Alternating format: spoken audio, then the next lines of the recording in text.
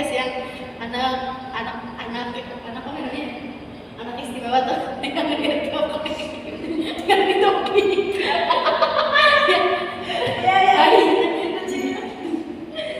tiba-tiba nggak tahu deh tiap lagi ganti topik gitu aja kita. Oke, ganti lagu.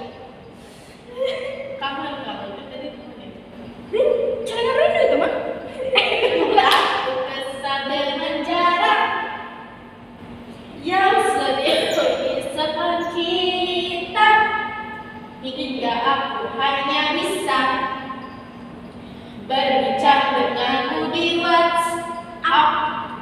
Aku kesal dengan waktu yang tak pernah berhenti bergerak.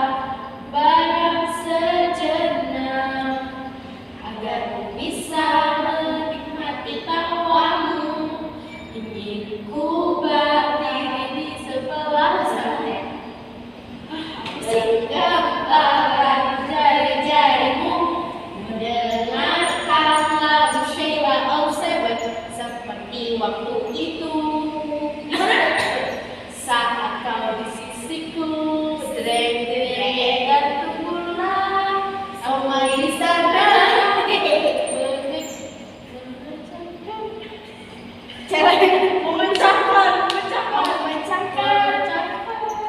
Jangan rinduku bergandengan denganmu, mengelilingi kota, menikmati surya perlahan menghilang.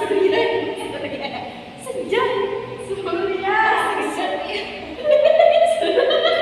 ya, tiba-tiba ada surya. Hingga bedanya waktu menarik paksa kau dari pelukku, lalu kita kembali menabung rasa rindu, saling mengirim doa sampai nanti sayangku. Asik. Magadir, Mazrul ala Magadir.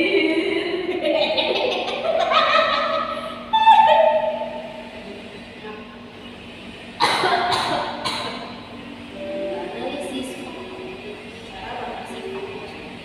faktor. Analisis faktor. Siapa? Nih, Maisa sih itu sama Maisa.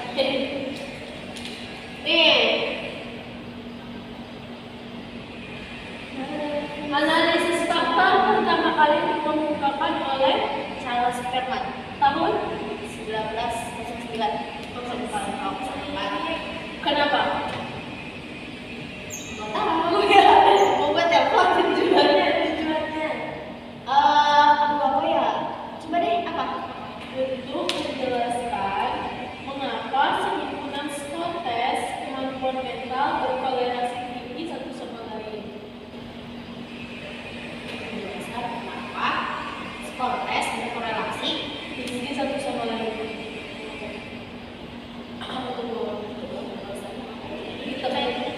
Ditemukan bahwa terdapat suatu kemampuan mental yang bersifat umum yang menjadi penyebabnya.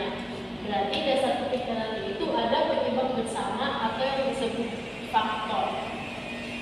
Terus karena faktor itu berarti penyebabnya, ya? Penyebab. Ya. Jadi korelasi parsial itu buat menghapus IV yang nggak penting. Nah maka dari itu timbullah konsep korelasi parsial. Misalnya, kenapa tinggi badan sama kecerdasan itu berkorelasi tinggi pada populasi usia 6 sampai 16 tahun. Nah, kan itu sebenarnya kayak agak-agak kayaknya nggak mungkin deh gitu kan, tinggi mempengaruhi kecerdasan. Nah, bertambahnya usia menyebabkan badan bertambah tinggi dan volume otak berkembang. Terus yang ada yang kalau misalkan korelasi palsu itu disebutnya Scopus. Bukan, korelasi Tapi gue kemarin melihat bapak juga bilang kalau misalkan itu namanya korelasi palsu. Gak tau sih, ini korelasi yang pernikahan. Ya, Si spurious itu palsu. ya. Iya, karena kan gini. Misalkan tuh ada yang kayak ngomong tinggi badan itu mempengaruhi kecerdasan. Terus dijelasin nih, kan kita kalau misalkan tubuh gede kita tambah tinggi, berarti usia bertambah, berarti otak kita berkembang juga kan. Nah itu namanya korelasi palsu.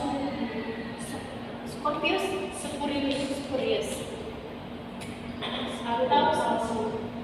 Spurious. Nah, Kalau yang asli, ya udah dikonstankan. iya, dikontrol. Oh, dikontrol. Atau dibuat konstan. Ya. Variabelnya.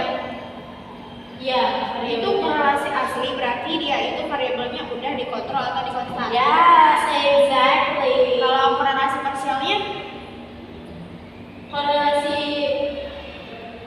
korelasi parsial itu korelasi yang diperoleh setelah variabelnya dikonstatin. oh jadi variabel yang kita peroleh dari setelah dikonstankan itu dinamakannya itu Parsial. Oh iya. Nah, apakah korelasi antara tinggi badan dan kecerdasan menjadi 0 Saya jelasin malu kayak nggak masuk. setelah faktor usia dikontrol? Buka kelas deh. Apakah korelasi antara tinggi badan dan tiduran?